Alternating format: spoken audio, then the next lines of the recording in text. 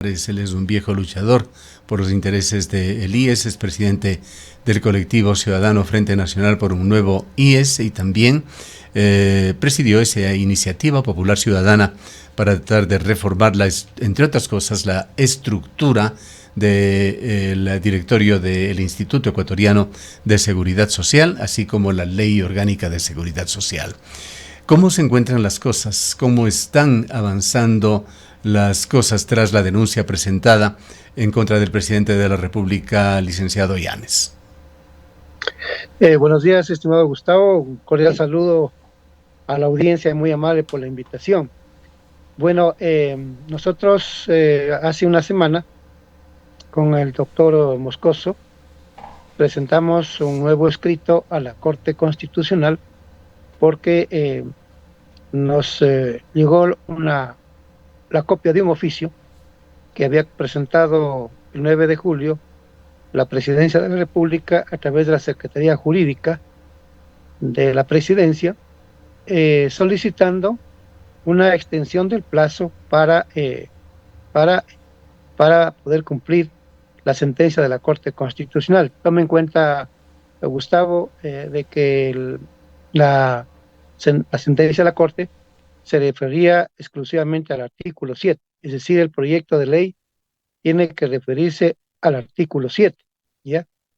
Y nada más, ¿no? Entonces, para elaborar ese artículo 7, eh, le dio 6 meses de plazo la Corte en la sentencia de cumplimiento obligatorio para el señor presidente de la República. El señor presidente de la República no cumplió ese plazo, por eso que nosotros impulsamos la demanda.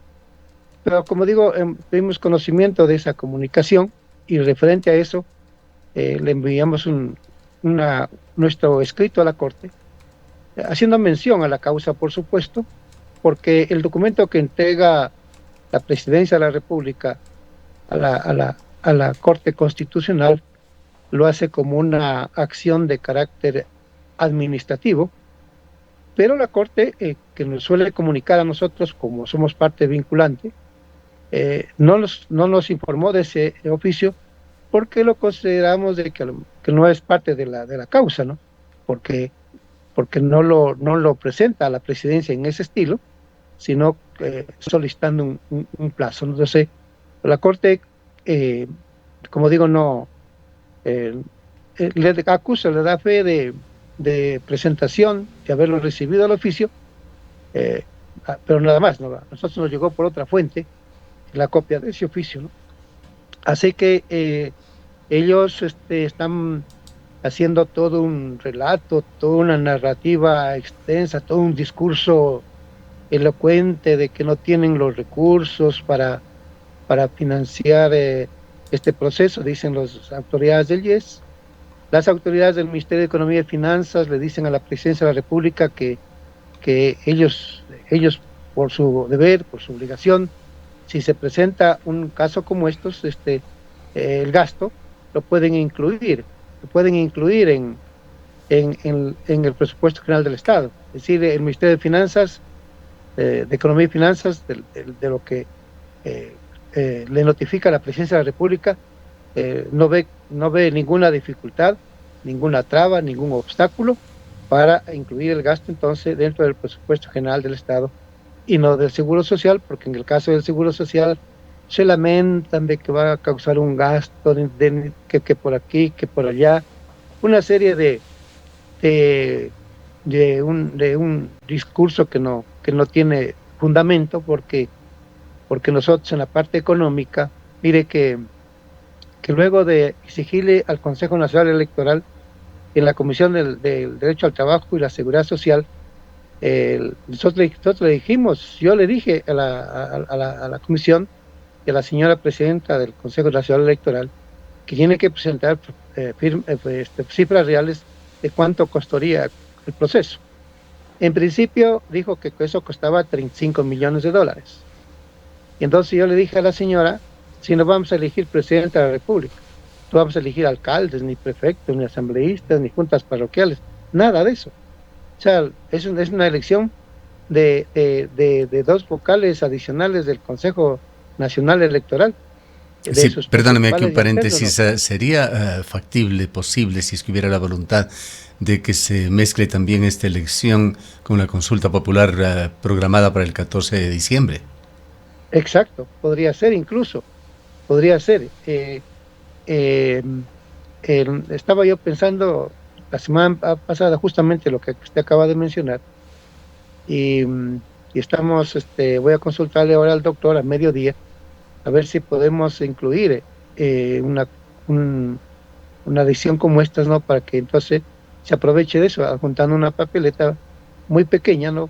Que es para elegir a dos representantes de los afiliados. Nosotros vamos a Ya. insistir en esa propuesta. Esto es De lo un, medular de ese artículo 7 de la Ley sí, Orgánica del IES, que la Corte Constitucional le pidió que se lo redacte adecuadamente, es decir, tiene que regular la designación de los miembros del Consejo Directivo del IES, reforma clave para garantizar lo que se persigue: transparencia, representatividad y legalidad. exacto, pero para conocimiento suyo, Gustavo, que es un hombre que investiga que tiene memoria de seguimiento del caso. Referente a los 35 millones, cuando yo le dije a la señora Diana Tamaín de que no vamos a elegir, no vamos a hacer una elección presidencial de alcaldes, diputados, perdón, asambleístas, prefectos, ni concejales, ni juntas parroquiales. Pues le digo, es una cifra que no tiene sentido. Entonces la señora le pedimos que en la comisión que vuelva a hacer el ajuste del presupuesto y después hizo un ajuste del presupuesto y ya dijo que no era 35 millones de dólares, sino era 12 millones de dólares. Y yo le volví a decir, eso todavía sigue siendo alto, porque si nosotros tuviéramos un Consejo Nacional Electoral confiable, que inclusive con el desarrollo de las tecnologías hubiese incorporado el voto electrónico, solo lo que se requiere es que el afiliado, que el jubilado haga uso de la computadora o haga uso del celular y sufrague.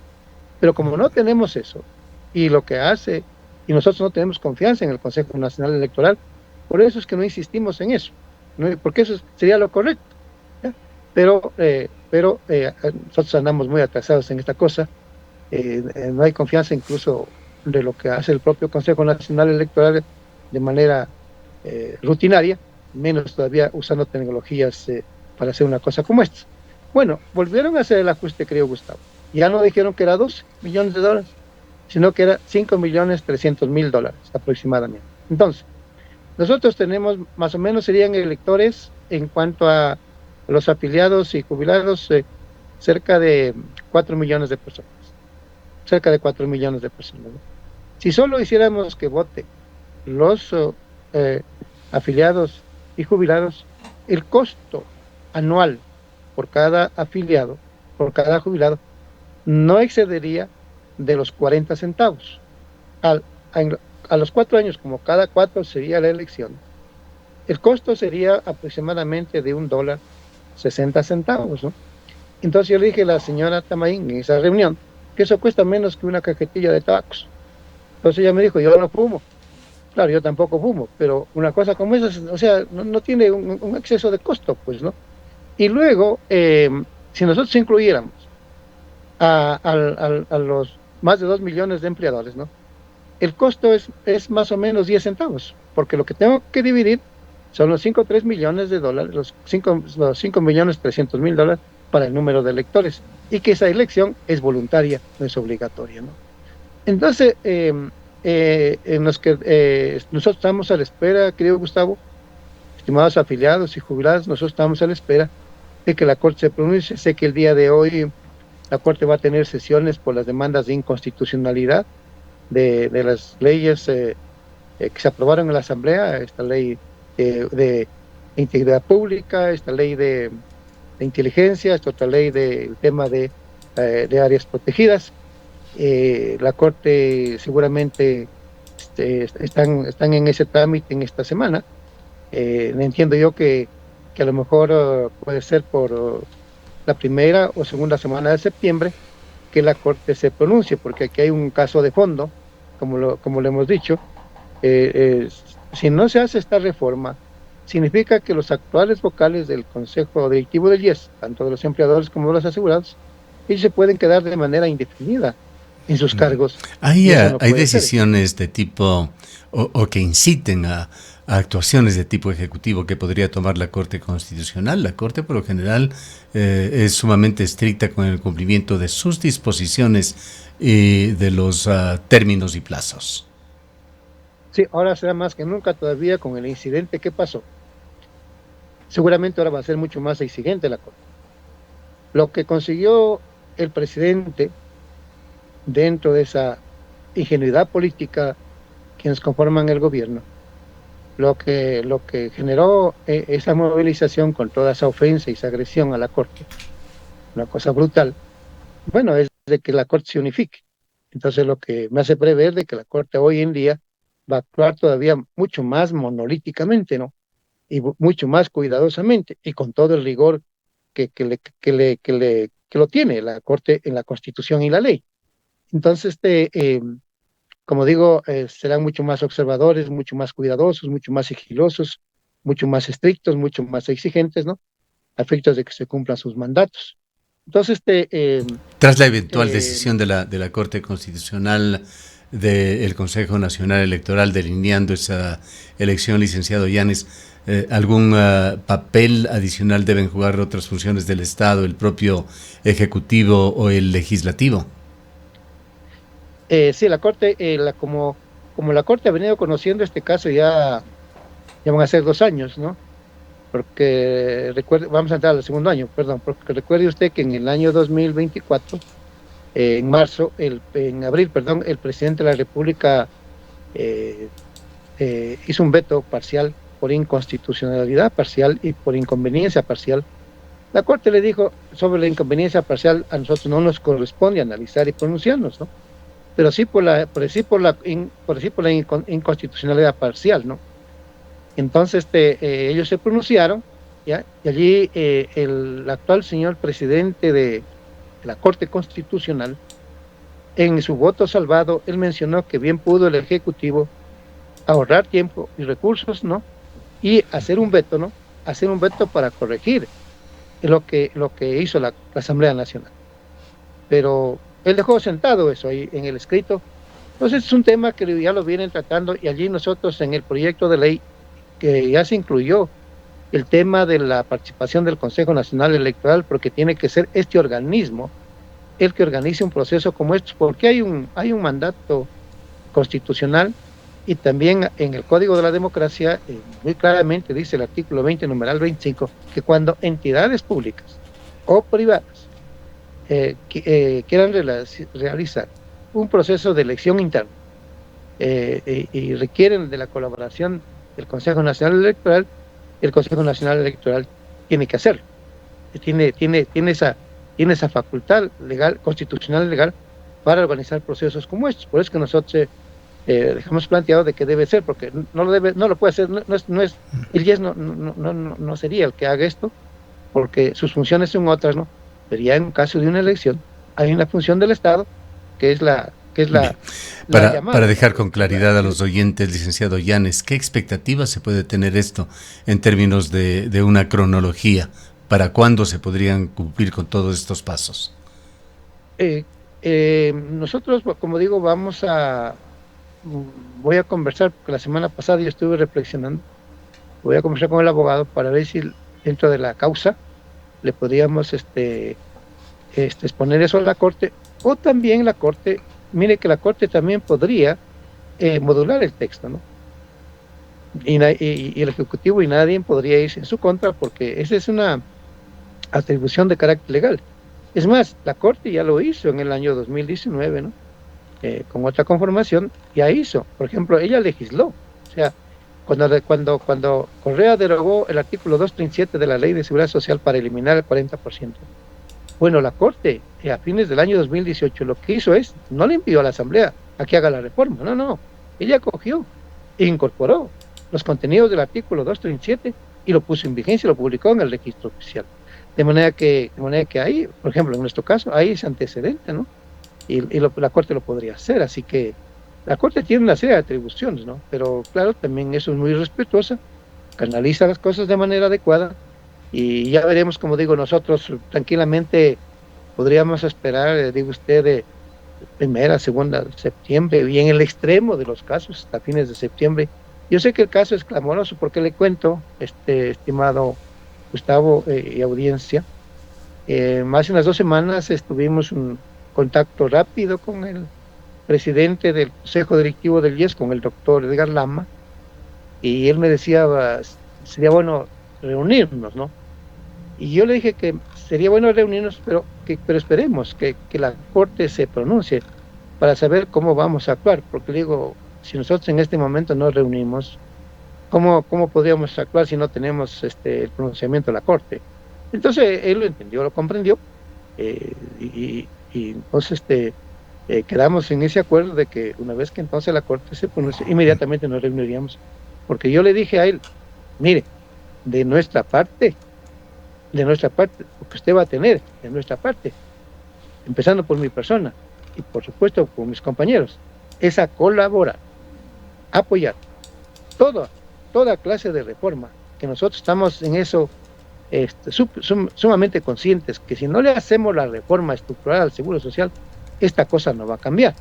Entonces cuente con nosotros, seguramente habrán otros compañeros que también quieran colaborar y incorporarse a un proceso de reforma institucional, porque Bien. está en juego. Licenciado 4 Llanes, millones de personas, ¿no? antes de cerrar este diálogo, si quisiéramos una referencia suya a este escándalo, esta investigación periodística que la ha calificado Diario Expreso como los dueños del IES. Es investigación que avanza sobre el oscuro manejo de unos 8.000 millones de dólares que fueron orientados para proveedores de servicios.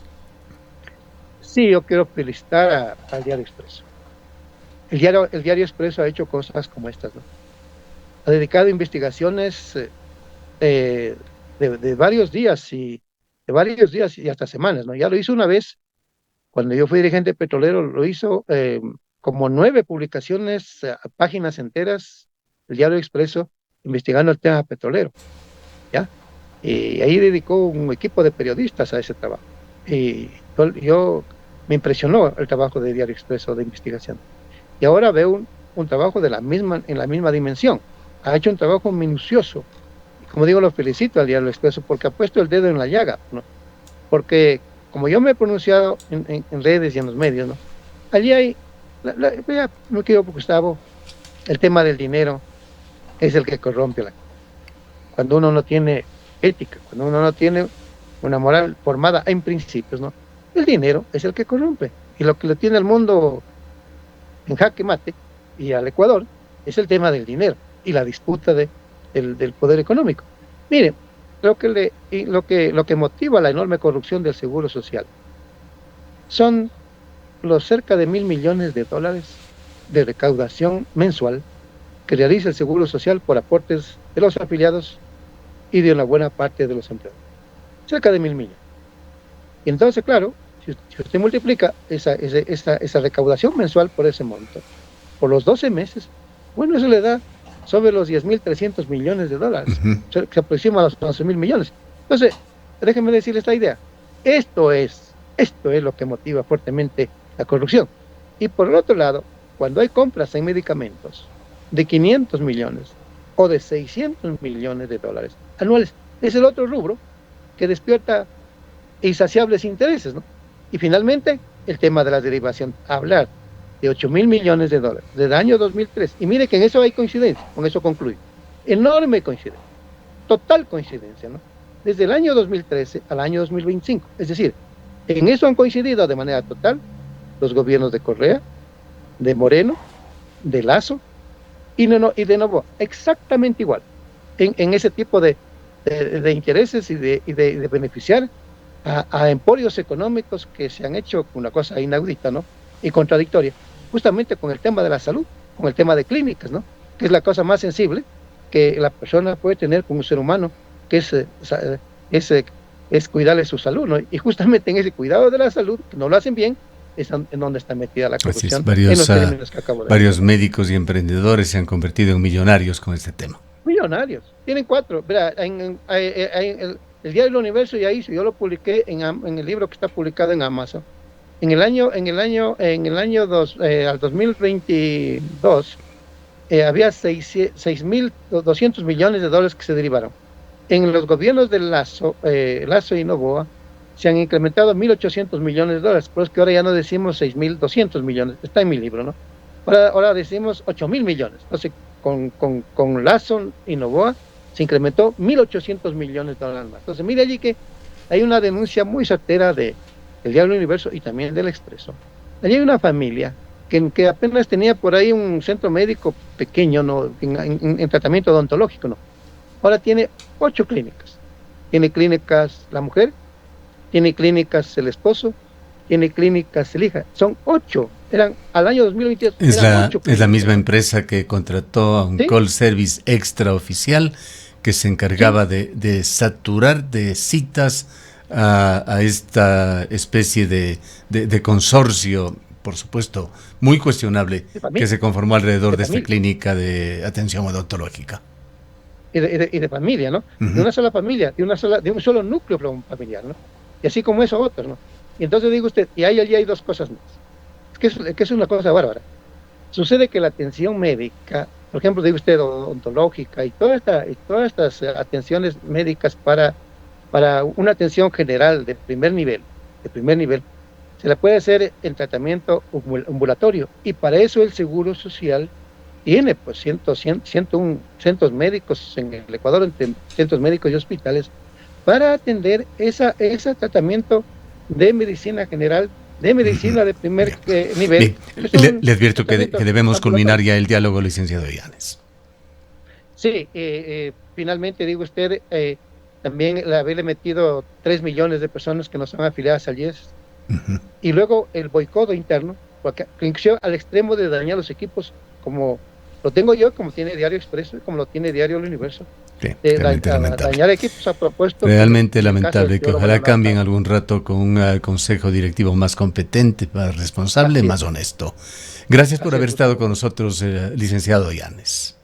Gracias a usted, Gustavo, y a la audiencia muy amable. Una linda semana, un gran abrazo. Igualmente, declaraciones del licenciado Henry Yanes Suárez, el presidente del colectivo ciudadano Frente Nacional por un Nuevo IES. Por años trabajé como chofer